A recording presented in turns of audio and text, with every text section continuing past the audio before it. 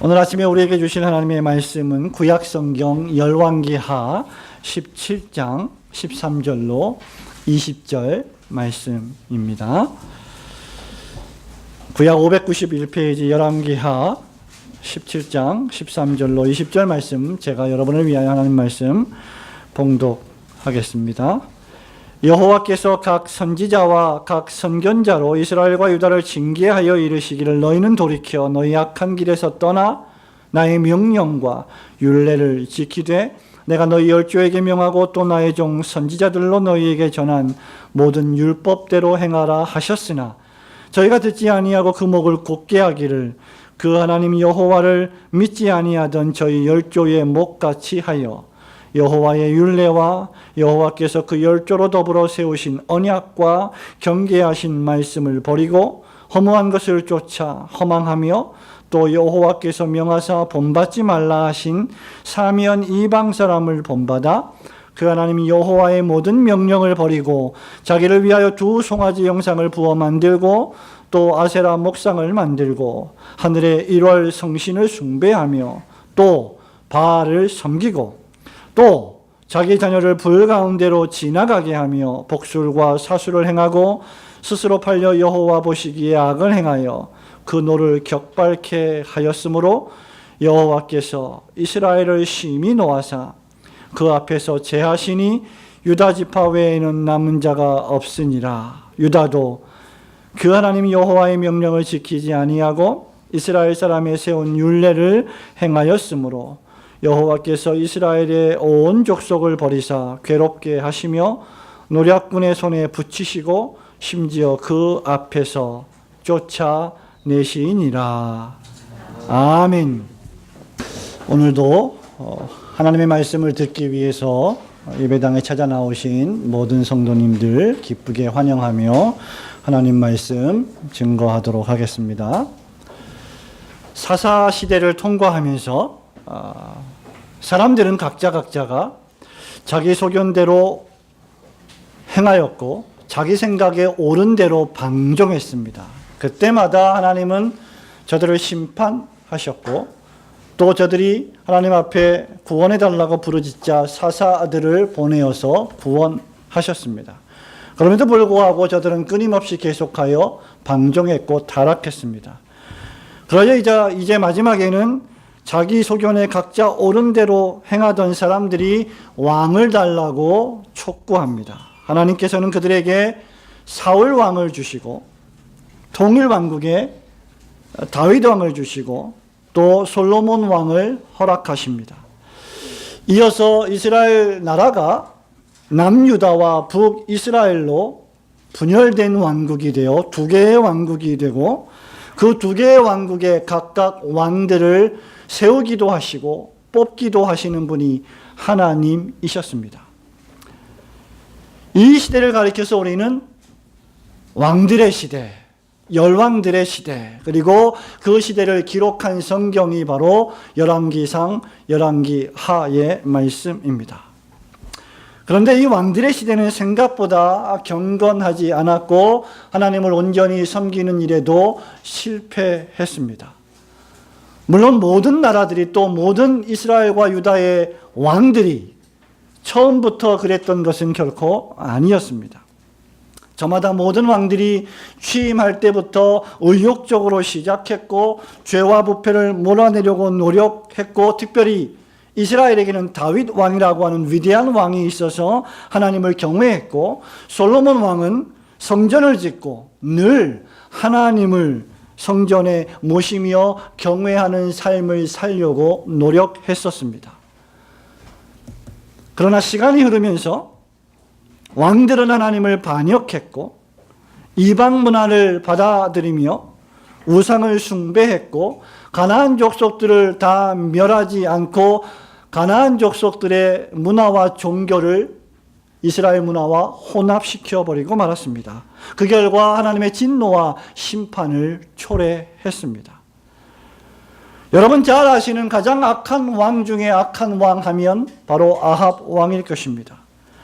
아합은 바로 그 아내 이세벨의 치맛바람에 흔들려 하나님을 버리고 이방 바알 신을 섬기고 말았습니다. 물론 모든 왕이 그랬던 것은 아니었습니다. 히스기야 왕과 요시야 왕과 같이 신앙개혁을 하고 종교개혁을 하려던 왕들, 선한 왕들도 있었던 것이 사실이었습니다. 그러나 일반적으로 왕들은 악했고 시간이 흐르면서 왕국을 세우고 그 왕국을 다스리며 그 왕국의 시민들을 다스릴 왕권을 하나님께서 주셨다고 하는 그 놀라운 사실을 잊어버리고 하나님을 거절하기 시작했습니다. 동일왕국은 그래서 북이스라엘과 남유다로 분열되었고 각각의 왕들은 하나님을 떠나고 배반하자 북이스라엘은 여러분 잘 아시는 대로 주전 722년에 가장 그 당시에 강력했던 아시리아 군대에 의하여 멸망을 당합니다. 뿐만 아니라 남유다는 그로부터 150여 년 후인 586년에 바벨론 포로로 끌려가게 됩니다.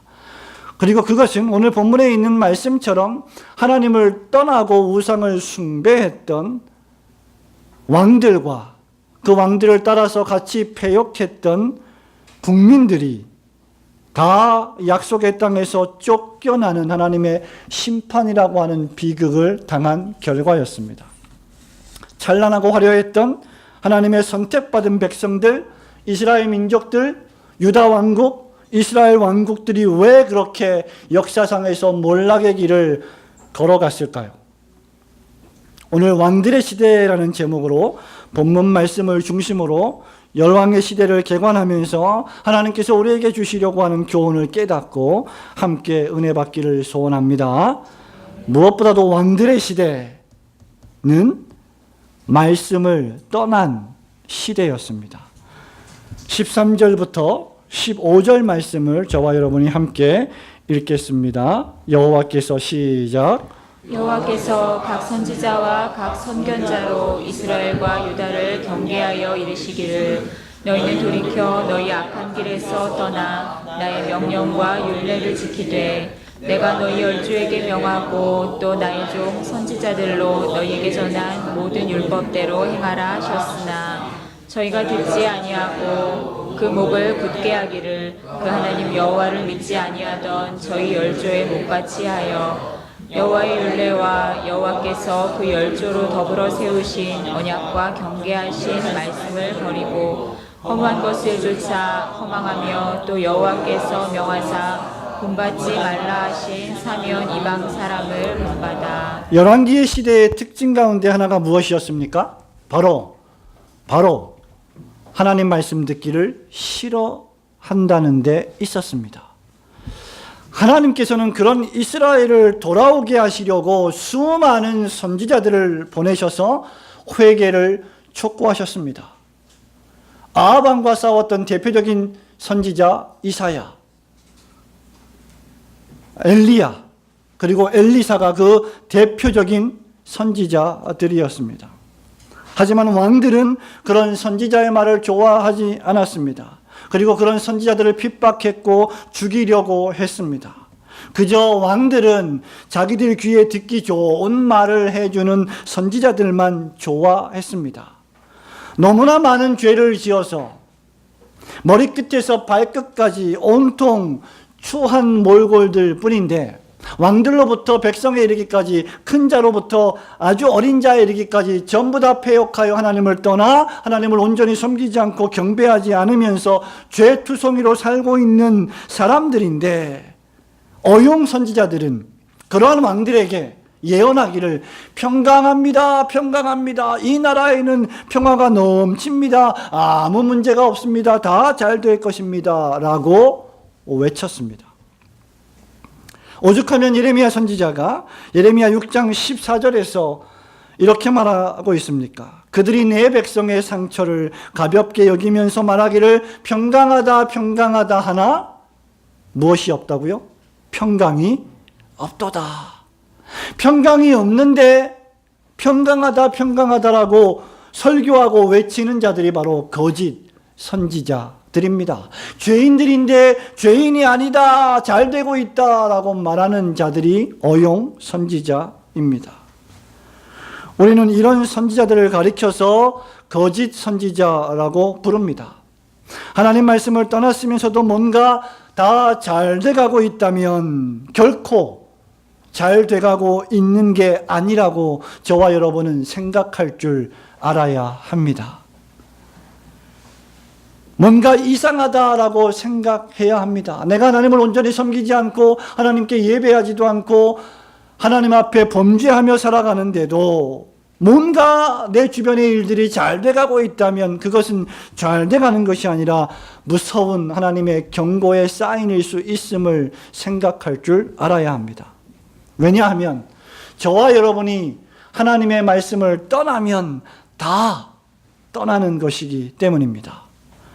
따라서 우리는 선지자들의 경고의 말씀을 들으면서 돌아올 줄 알아야 합니다. 오늘 본문의 말씀에서도 하나님은 선지자들을 보내서 저희에게 듣게 하시고 저희로 하여금 회개케 하시고 하나님 앞에 돌아오게 회개를 요청하고 계십니다. 끊임없이 하나님은 당신의 선지자들을 보내셔서 대신 말씀을 전해 주셨습니다. 돌아오라 돌아오라 여호와의 품으로 돌아오라고 말씀하셨습니다. 우리는 이런 말씀들을 읽으면서 그리고 이런 왕들을 보면서 이런 열왕기상 열왕기하의 말씀을 읽으면서 이런 왕들의 시대를 해석해 가면서 우리라고 하면 결코 그러지 않을 텐데 왜 이 왕들은 그렇게 선지자들의 말씀을 무시하고 자기들 뜻대로 살았을까라고 의아하게 생각할 수도 있을 것입니다. 어떻게 선지자들의 예언의 말씀, 경고의 말씀, 하나님의 대언하시는 말씀들을 들으면서도 그런 말씀을 그렇게 무시할 수가 있지? 라고 생각할 수도 있을 것입니다. 그러나 성도 여러분, 여러분 자신을 보십시오. 우리 자신의 모습을 보십시오. 우리도 매일매일 하나님 말씀을 듣지 않습니까? 저와 여러분도 구약의 선지자들을 통해서 신약의 사도들을 통해서 경고의 말씀을 읽고 듣지 않습니까? 매일매일 주일마다 강단에서 선포되는 설교를 통하여 명령과 규례와 하나님의 법도의 말씀, 경고와 책망의 말씀, 선포되는 설교를 통하여 하나님의 음성을, 구원의 복음의 말씀을 듣고 있지 않습니까? 성도 여러분, 하나님 외에 다른 신을 두지 마십시오. 안식일을 기억하여 거룩히 지키십시오. 하나님을 사랑하고 이웃을 여러분의 몸같이 사랑하십시오. 세상의 소금과 빛의 삶을 살아가십시오라고 끊임없이 우리는 말씀을 듣고 있습니다. 그런데 우리도 역시 속히 말씀을 떠나 하나님을 배반하는 삶을 살고 있지는 않습니까? 우리가 어떻게 하나님을 배반합니까? 저와 여러분 혹시 말씀을 싫어하지는 않습니까? 아니, 말씀을 싫어하지 않지는 않지만 여러분들이 그 말씀을 좋아하는 것처럼 매일매일 그 말씀을 소중하게 여기고 있습니까? 혹시 여러분 마음속에 교회 가는 것이 싫어지지는 않습니까? 예배드리기를 싫어하고 기도하기를 싫어하지는 않습니까? 성도와 만나 교제하는 것을 싫어하지는 않습니까? 따지고 보면 우리 역시 별반 다를 바가 없지 않습니까? 하나님은 구약의 선지자들을 통하여서 우리에게 나 여호와의 말이니라고 권위 있게 말씀하셨는데 오늘 본문의 말씀을 보면 이스라엘은 목이 곧아서 여호와의 말씀을 싫어했습니다. 여러분, 현대인들의 가장 큰 특징 가운데 하나가 무엇입니까? 권위 있는 말 듣기를 싫어한다는 것입니다. 목이 곧아서 내가 곧 권위이고 내가 곧 왕이기 때문에 그 어떤 나 외에 다른 왕의 말을 듣기 싫어한다는 것입니다. 하나님은 오늘도 기록된 성경을 통하여 왕 되신 하나님께서 나에게 말씀하시는데 나는 그 성경을 그냥 어딘가에 처박아 두지는 않았습니까? 우리가 말씀을 떠나는 방식도 이스라엘 민족이 말씀을 떠났던 방식과 별반 크게 다르지 않아 보입니다. 이사야 선지자는 이사야서 53장에서 이것을 가리켜서 각기 다 제 길로 갔다고 표현하고 있습니다. 왕이 있으나 왕이 없으나 말씀을 떠나는 것은 여전한 현상입니다. 여러분이 이렇게 말할지 모르겠습니다. 목사님, 저는 주일날 예배를 드립니다. 주일을 지킵니다. 매일 성경을 읽습니다. 저는 성경을 처박아 두지 않습니다. 저는 성경을 먼지가 뽀얗게 쌓였는데 일주일 만에 한 번 책장에서 꺼내는 사람이 아닙니다. 예, 그것은 아주 잘하는 일입니다. 그러나 기억하십시오. 이스라엘 민족도 그랬고 유대인들도 그랬고 그것을 가장 잘하는 사람들이 율법사요 바리새인들이었습니다. 중요한 것은 우리가 그 말씀을 읽고 그 말씀을 듣고 그 말씀을 깨달았다면 그 말씀의 정신으로 살아가는 것입니다. 말씀을 읽어놓고 예배를 드려놓고 예배의 시간을 채우고 말씀과 예배의 정신을 상실하여 내 마음대로 살아간다면 그것이 바로 말씀을 떠난 삶이 아니고 무엇이겠습니까? 말씀을 읽어놓고 내 마음대로 판단하고 내 마음대로 해석해서 내 마음 가는 대로 그 말씀을 결정해버린다면 그것은 결코 영원한 왕이신 하나님을 존중하는 행위가 아닙니다. 신자는 위기를 만났을 때, 고난을 만났을 때, 인생의 어려운 일을 만났을 때 신자는 말씀으로 돌아옵니다. 하나님 경외하는 삶으로 돌아옵니다. 그리스도 안으로 돌아옵니다. 저와 여러분이 행동으로는 하나님을 섬기는 것 같지만 마음으로는 하나님을 떠나는 사람들일 수 있음을 우리는 삼가 조심해야 합니다. 그래서 잠언에 솔로몬 왕은 우리에게 교훈하기를 무릇 지킬 만한 것보다 더욱 너의 마음을 지키라. 생명의 근원이 이에서 난다고 했습니다. 사랑하는 성도 여러분, 저와 여러분이 과거 이스라엘과 유다의 왕처럼 우리에게 거울처럼 주신 그 역사의 벽보를 읽고 여호와의 말씀을 떠나서 심판과 고난을 초래하는 일이 없도록 하나님 말씀, 성경 말씀 중심의 삶을 살아가시기를 주님의 이름으로 축원합니다. 왕들의 시대의 두 번째는 어떤 특징이 있습니까? 우상을 숭배하는 시대였습니다. 16절, 17절 말씀을 함께 읽겠습니다. 그 하나님 여호와의 시작. 그 하나님 여호와의 모든 명령을 버리고 자기를 위하여 두 송아지 형상을 부어 만들고 또 아세라 목상을 만들고 하늘의 1월 성신을 숭배하며 또 바알을 섬기고 또 자기 자녀를 불 가운데로 지나가게 하며 복술과 사술을 행하고 스스로 팔려 여호와 보시기에 악을 행하여 그 노를 격발케 하였으므로. 아멘. 이 말씀들은 하나님을 믿는 자녀들이 우리의 삶에서 하나님의 말씀을 떠나면 어떤 참혹한 결과가 벌어지는지를 대단히 적나라하게 보여주고 있습니다. 그리고 이러한 삶의 모습은 비단 수천 년 전의 구약 성도의 삶의 모습이 아니라 지금 21세기 첨단 과학 문명의 시대를 살아가는 저와 여러분의 정신을 지배하는 시대 현상이기도 합니다.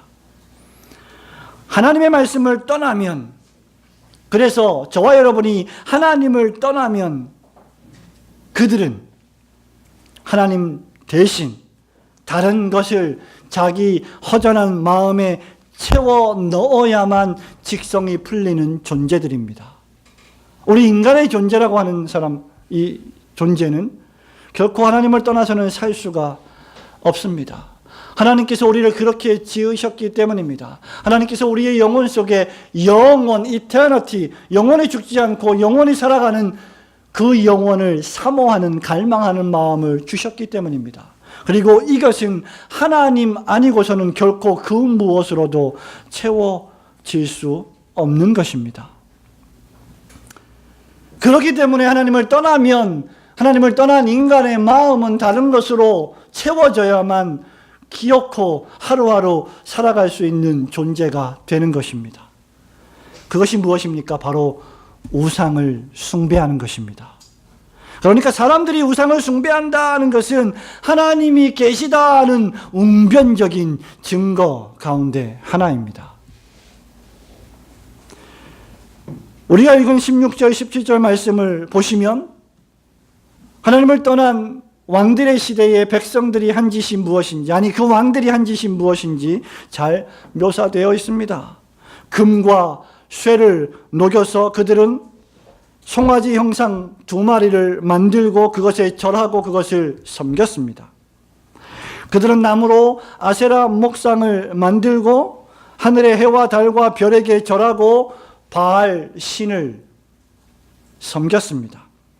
더 나아가 그들은 놀랍게도 거기서 멈추지 않고 자기의 자녀를 불살라서, 자기의 딸과 자기의 아들을 불살라서 그 우상신들에게 제물로 바치는 인신 제사를 서슴지 않았습니다.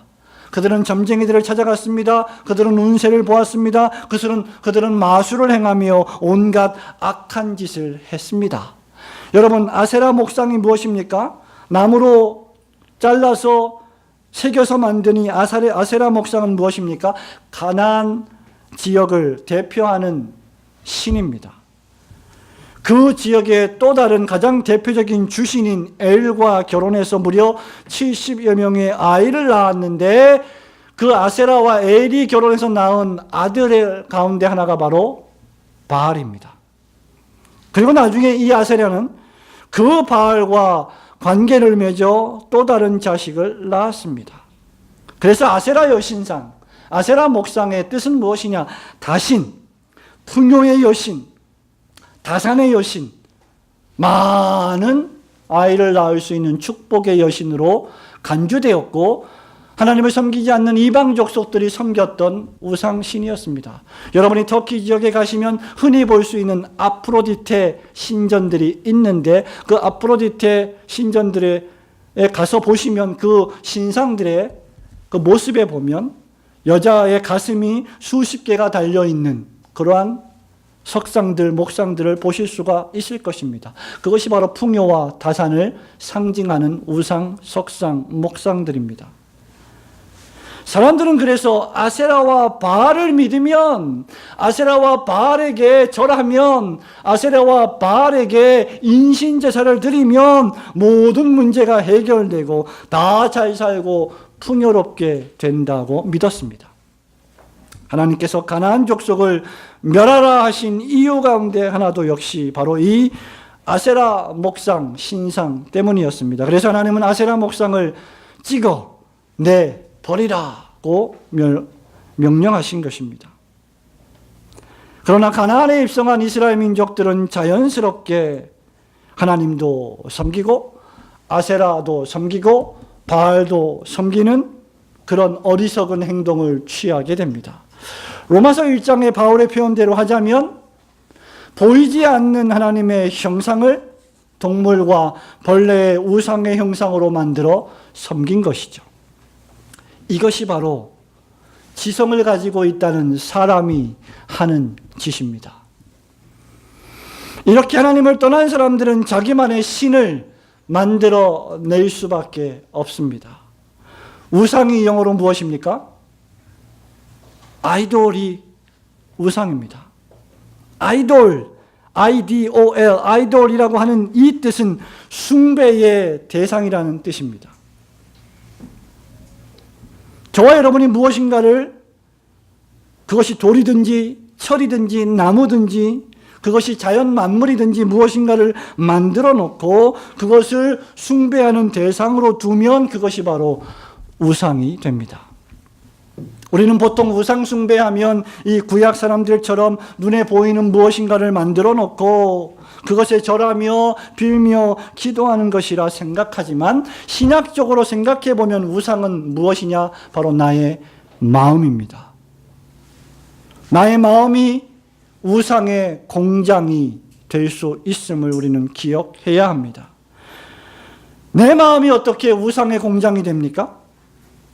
하나님이 마땅히 계셔야 할 내 마음의 자리에 하나님을 제쳐두고 다른 것을 두는 것이 우상입니다. 그리고 우리는 그것을 내가 믿는 나만의 하나님이라고 생각하며 섬깁니다. 오늘날 우리에게 우상이 무엇입니까? 저와 여러분의 마음속에 마땅히 계셔야 할 하나님의 자리를 밀쳐 던져버리고 우리의 마음속을 지배하고 있는 것이 과연 무엇입니까? 의심의 여지 없이 눈에 보이는 것과 만져지는 것들, 돈, 권력, 쾌락, 이 모든 것들이 우상이 될 수 있습니다. 무엇이든지 우상이 될 수 있습니다. 돈과 권력과 쾌락과 즐거움, 이 모든 것들은 그 자체로 결코 죄가 아닙니다. 그리고 하나님은 우리에게 이 모든 것들을 사용할 특권과 권리도 주셨습니다. 그러나 저와 여러분이 그것을 적절하게 하나님의 뜻에 합당하게 사용하지 못하고 오히려 그것들에게 완전히 내 마음을 빼앗겨 지배를 당한다면 그것이 바로 우상이 아니고 무엇이겠습니까? 사랑하는 친구 여러분, 여러분이 스마트폰을 통제하지 않고 스마트폰이 여러분을 통제한다면 그 스마트폰이 여러분에게 우상이 아니고 무엇이겠습니까? 먹는 것, 마시는 것, 노는 것, 즐기는 것, 보는 것, 하는 것, 만지는 것, 말하는 것, 저와 여러분이 행동하는 것, 저와 여러분이 다니는 것, 스마트폰, 인터넷, 컴퓨터, 인공지능, 첨단과학, 물질, 정신, 문화, 우리가 호흡하고 숨쉬고 만지고 생각하는 모든 것들이 우리 마음속에서 우상이 될 수 있음을 조심해야 합니다. 미국 맨하탄의 리디머 교회를 개척해서 6천여 명의 성도들이 모이는 교회를 목회하는 신실한 목사님 팀 켈러 목사님이 6년 전에 쓴 책 Counterfeit Gods, 즉 위조된 하나님들, 신들, 내가 만든 신들, 뭐 이런 뜻으로 해석이 될 수 있겠습니다만은 이 책에서 이렇게 말을 합니다. 우리 현대 사회도 고대 사회와 근본적으로 다르지 않다. 문화마다 그 문화를 지배하는 우상이 있다. 제사장과 토템 의식도 있다. 사무실이나 헬스장이나 스튜디오나 축구장, 야구 경기장 같은 신전이 있어서 행복한 삶이라는 복을 얻고 애군을 물리치려면 거기서 제사를 드려야 한다. 미모와 권력과 돈과 성취의 신이란 바로 우리 개개인의 삶과 사회 전반에서 신적 위치를 점한 것들이 아니고 무엇이겠는가?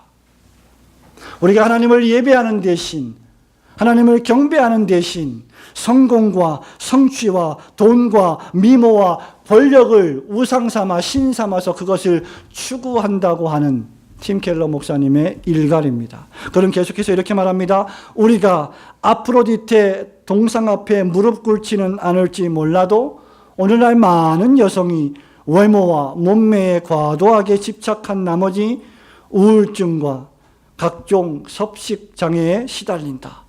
실제로 아르테미스 신에게 향을 피우지 않아도 돈과 성공을 세상 최고의 가치로 떠받들면 우리도 자녀를 일종의 인신제물로 바치는 것이다.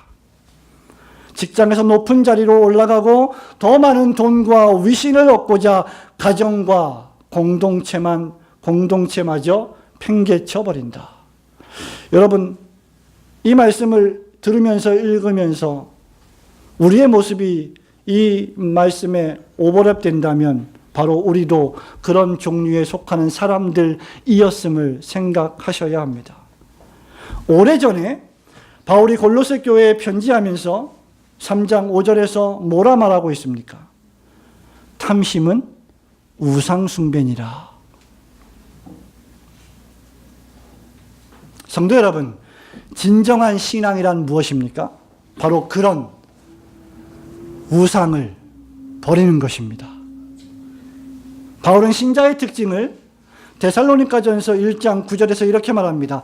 저희가 우리에 대하여 스스로 고하기를, 데살로니가 교회 교인들이 우리에 대해서 말하기를, 우리가 어떻게 너희 가운데 들어간 것과 너희가 사도 바울 일행들이 설교하고 복음을 전해서 너희에게 들어갔는데 그걸 너희가 듣고 어떻게 우상을 버리고 하나님께로 돌아와서 사시고 참되신 하나님을 섬기며 라고 했습니다. 진정한 신앙이 무엇입니까? 우상을 버리고 사시고 참되신 하나님을 섬기는 것입니다. 우상이란 무엇입니까? 사시고 참되신 유일하신 한 분 하나님, 우리의 경배를 받으셔야 될 그 한 분 하나님을 떠나서 다른 세상의 신들을 섬기는 것이 우상입니다. 참된 신앙은 무엇입니까? 바로 그 우상을 떠나 한 분 하나님만을 섬기는 것입니다. 오늘날 저와 여러분은 과연 무엇에 굶주려 있습니까? 우리는 과연 무엇을 위하여 인생의 수레바퀴를 돌리고 있습니까?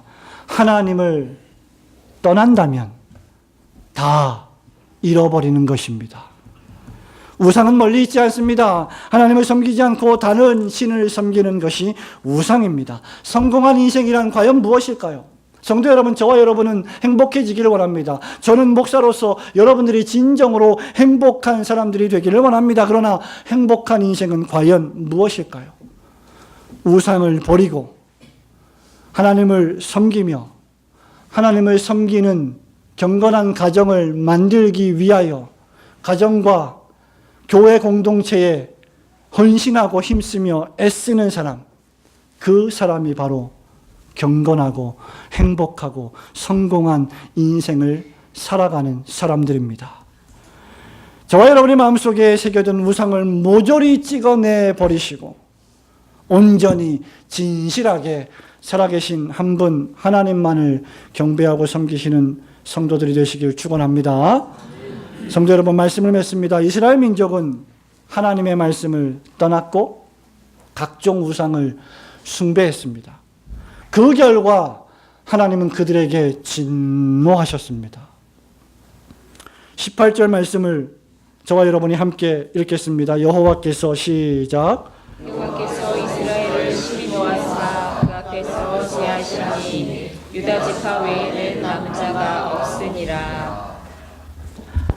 하나님이 왕들을 세우신 이유는 무엇입니까? 하나님을 경배하게 하기 위해서입니다.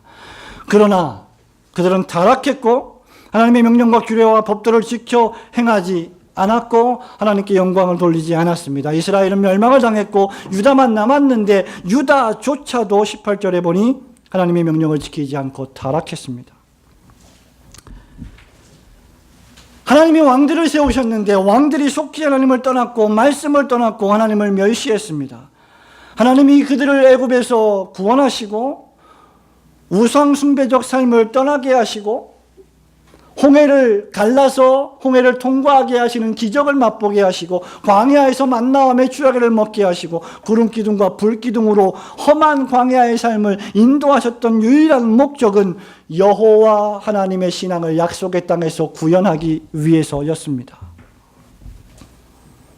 그러나 그들은 가나안에서도 조차 이방 신을 섬기고 따랐습니다. 그들은 신앙개혁을 하지 않고 도리어 더욱 타락했습니다. 잘못된 것을 고치고자 해서 나왔는데 그 잘못된 것을 답습하고 똑같이 따라감으로 하나님의 심판을 자초했습니다. 그들은 하나님이 그들을 세우신 것을 인정하지 않고 스스로 하나님이 되었고 스스로 왕이 되어버리고 말았습니다. 그 결과 그런 왕들을 하나님은 심판하십니다. 북왕국 이스라엘을 그 약속의 땅에서 몰아내십니다. 남왕국 유다 역시 하나님이 찢으셨고 포로로 보내셨습니다. 죄를 회개하지 않고 말씀을 무시한 결과는 이처럼 참혹하기 그지없습니다. 국가나 교회도 마찬가지입니다. 교회라는 간판을 달고서도 하나님을 섬기지 않고 신자라고 하는 마음의 명패를 새기고도 하나님을 섬기지 않고 도리어 자기 마음의 우상을 섬긴다면 하나님은 결코 그 죄를 가볍다 하지 않으실 것입니다. 이스라엘 백성들은 왕을 요구했습니다. 하나님은 그들에게 왕을 주셨습니다. 왕만 있으면, 아니 왕만 바뀌면 모든 것이 다 잘 될 거라 생각했습니다. 과거에도 그랬고 지금도 그렇고 앞으로도 그럴 것입니다. 그러나 기억하십시오. 진정한 왕은 내가 원하는 왕이 아니라, 우리가 원하는 왕이 아니라 하나님 자신이셔야 합니다.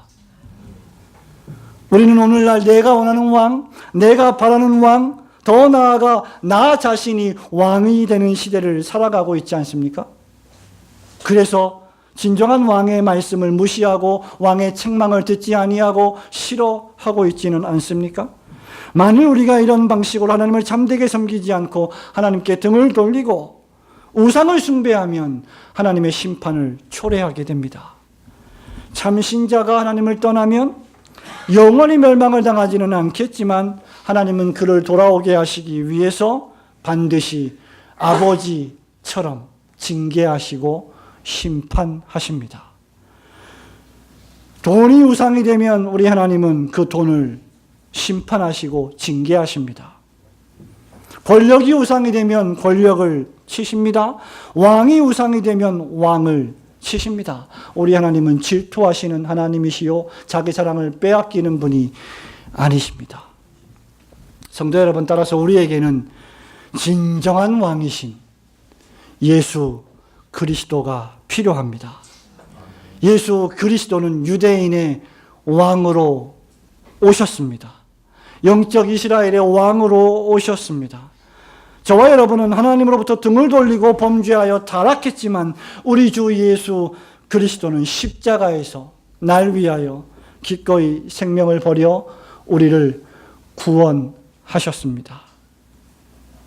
타락한 왕들의 시대를 살아가는 성도 여러분, 도울 힘이 없는 인간 왕들의 시대를 살아가는 성도 여러분, 오직 우리를 도우실 분은, 우리를 구원하실 수 있는 분은, 인생이 이제 70이요 80이요 90을 향해 달려가면서 육체가 무너지고 아무런 낙이 없고 소망이 없다고 할 해가 올 때에 우리를 그 죽음에서, 그 사망에서 건져내실 수 있는 유일한 한 분은 예수 그리스도밖에 없음을 이 시간 마음에 확정하시고 주 예수 그리스도를 믿는 믿음 안에서 진정한 왕이신 하나님을 섬기는 성도들이 되시기를 주님의 이름으로 축원합니다. 아멘.